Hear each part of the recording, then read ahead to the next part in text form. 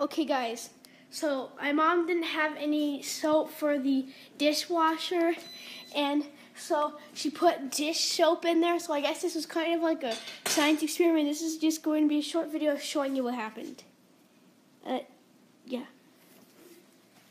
Foam explosion. Do not try that.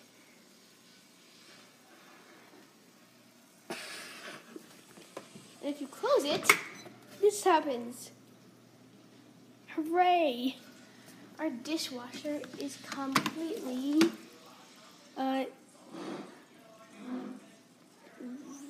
destroyed. No, not destroyed, but Mom, how are we gonna clean this out?